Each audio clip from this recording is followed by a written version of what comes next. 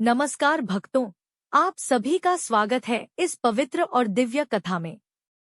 आज हम सुनेंगे सृष्टि के महान शिल्पकार, देवताओं के वास्तुकार और निर्माण कला के अधिष्ठाता देव श्री विश्वकर्मा भगवान की अद्भुत कथा।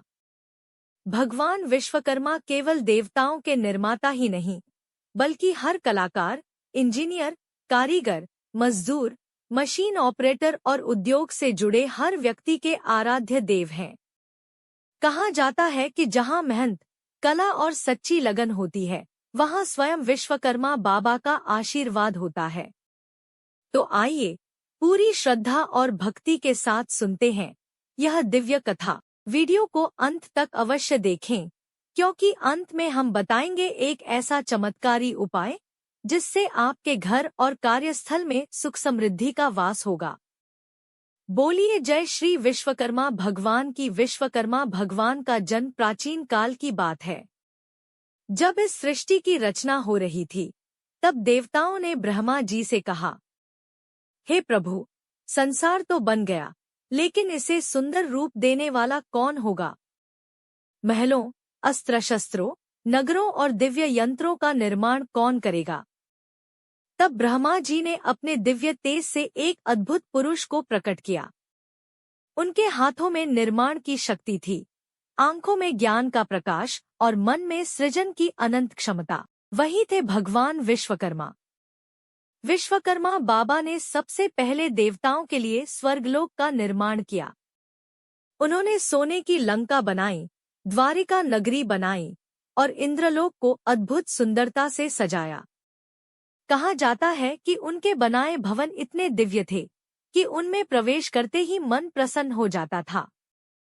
भगवान विश्वकर्मा ने केवल भवन ही नहीं बनाए, बल्कि उन्होंने देवताओं के अस्त्र शस्त्र भी तैयार किए। भगवान शिव का त्रिशूल, भगवान विष्णु का सुदर्शन चक्र, इंद्र का वज्र और सूर्य देव का रथ सब विश्वकर्मा भगवान की दिव्य कला का परिणाम थे। उनकी बुद्धि और कौशल को देखकर सभी देवता आश्चर्यचकित रह जाते थे। सोने की लंका की कथा एक समय की बात है। भगवान शिव और माता पार्वती के विवाह के बाद देवताओं ने उनके लिए एक दिव्य महल बनाने की इच्छा प्रकट की। तब भगवान विश्वकर्मा को यह कार्य सौंपा गया। विश्वकर्मा बाबा ने समुद्र के बीचों बीच सोने की अद्भुत नगरी का निर्माण किया। वह नगरी इतनी सुंदर थी कि उसकी चमक दूर दूर तक दिखाई देती थी। दीवारें सोने की, दरवाजे रत्नों से जड़े हुए और महल की छतें मोतियों से चमकती थी। जब महल बनकर तैयार हुआ, तो सभी देवता उसकी सुंदरता देखकर चकित रह गए। लेकिन कथा में एक अद्भुत मोड़ आया। जब भगवान शिव ने रावण को दक्षिणा मांगने को कहा, तो रावण ने पूरी सोने की लंका ही मांग ली। भगवान शिव ने वचन निभाते हुए लंका रावण को दे दी। यह देखकर विश्वकर्मा बाबा मुस्कुराए और बोले, संसार में हर वस्तु अस्थायी है, लेकिन कर्म और भक्ति हमेशा अमर रहते हैं। यह कथा हमें सिखाती है कि धन और वैभव से बड़ा है सदाचार और भक्ति। द्वारिका नगरी का निर्माण। जब भगवान श्री कृष्ण ने मथुरा छोड़ने का निर्णय लिया, तब उन्होंने विश्वकर्मा बाबा को बुलाया। श्री कृष्ण बोले, हे देव शिल्पी, ऐसी नगरी बनाइए जहां मेरे भक्त सुख और शांति से रह सके। तब विश्वकर्मा बाबा ने समुद्र देव से भूमि मांगी। समुद्र देव ने प्रसन्न होकर भूमि प्रदान की। उसके बाद विश्वकर्मा भगवान ने केवल एक ही रात में द्वारिका नगरी का निर्माण कर दिया। द्वारिका इतनी सुंदर थी कि उसे धरती का स्वर्ग कहा जाता था। हर सड़क चमकती थी, महल दिव्य प्रकाश से जगमगाते थे और वहां रहने वाले लोग सुखी और समृद्ध थे। श्री कृष्ण ने प्रसन्न होकर विश्वकर्मा बाबा को आशीर्वाद दिया, जो भी व्यक्ति मेहनत और ईमानदारी से कार्य करेगा, उस पर आपकी कृपा सदैव बनी रहेगी। गरीब कारीगर की कहानी। एक छोटे से गांव में रामू नाम का एक गरीब बड़ी रहता था। वह दिन रात मेहनत करता, लेकिन उसके घर में हमेशा गरीबी बनी रहती। एक दिन गांव में विश्वकर्मा पूजा का आयोजन हुआ। सभी लोग बड़े बड़े प्रसाद और सजावट लेकर पहुंचे, लेकिन रामू के पास कुछ भी नहीं था। फिर भी उसने सच्चे मन से एक छोटा सा दीपक जलाया और बोला, हे विश्वकर्मा बाबा, मेरे पास देने के लिए कुछ नहीं, बस मेरी मेहनत और भक्ति स्वीकार करें। उस रात रामू ने एक अद्भुत सपना देखा। सपने में स्वयं विश्वकर्मा भगवान प्रकट हुए। उन्होंने कहा, बेटा, धन से नहीं, मन की सच्चाई से पूजा होती है। तुम्हारी मेहनत व्यर्थ नहीं जाएगी। अगले ही दिन एक व्यापारी गांव आया और रामू के बनाए फर्नीचर को देखकर बहुत प्रभावित हुआ। उसने रामू को बड़े शहर में काम देने का प्रस्ताव दिया। धीरे धीरे रामू का जीवन बदल गया।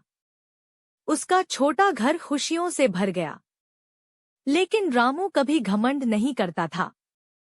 वह हर साल श्रद्धा से विश्वकर्मा पूजा करता और गरीबों की मदद करता। यह कहानी हमें सिखाती है कि सच्ची मेहनत और ईमानदारी का फल एक दिन अवश्य मिलता है।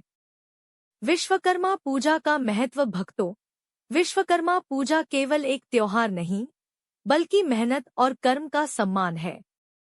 भारत में कारखानों, दुकानों, ऑफिसों, मशीनों, वाहनों और औजारों की पूजा विश्वकर्मा जयंती के दिन की जाती है।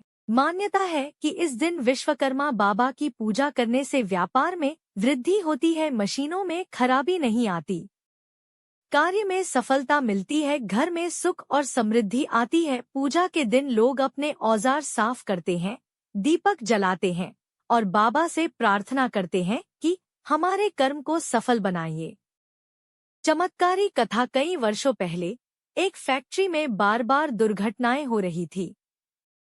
मशीनें खराब हो जाती, काम रुक जाता और मजदूर भयभीत रहते। फैक्ट्री मालिक बहुत परेशान था। एक दिन एक वृद्ध संत वहां आए और बोले, जहां कर्म का सम्मान नहीं होता, वहां सफलता नहीं टिकती। संत ने विश्वकर्मा पूजा कराने की सलाह दी। अगले दिन पूरे विधि विधान से पूजा हुई। मजदूरों ने श्रद्धा से भाग लिया और पहली बार मालिक ने सभी कर्मचारियों को सम्मान दिया। कहते हैं, उस दिन के बाद फैक्ट्री में कभी कोई बड़ी दुर्घटना नहीं हुई। व्यापार भी तेजी से बढ़ने लगा। लोगों का विश्वास और भी मजबूत हो गया कि विश्वकर्मा बाबा अपने भक्तों की रक्षा अवश्य करते हैं। अंतिम संदेश। भक्तों, भगवान विश्वकर्मा हमें यह संदेश देते हैं कि मेहनत ही सबसे बड़ी पूजा है, कर्म ही सबसे बड़ा धर्म है और ईमानदारी ही सबसे बड़ी संपत्ति है। यदि हम सच्चे मन से काम करें, अपने औजारों और कार्य का सम्मान करें, तो सफलता अवश्य मिलती है। विश्वकर्मा बाबा हर उस व्यक्ति के साथ होते हैं जो मेहनत और सत्य के मार्ग पर चलता है। समापन और प्रार्थना है। विश्वकर्मा बाबा हमारे जीवन में ज्ञान, कौशल, सफलता और समृद्धि प्रदान करें। हमारे घर, कार्यालय, दुकान, कारखाने और कार्यस्थल को सुरक्षित रखें। हमारे हाथों में ऐसी शक्ति दें कि हम मेहनत और ईमानदारी से जीवन में आगे बढ़ सकें। बोलिए जय श्री विश्वकर्मा भगवान की। यदि आपको यह कथा पसंद आई हो तो वीडियो को लाइक करें, शेयर करें और चैनल को सब्सक्राइब अवश्य करें। धन्यवाद।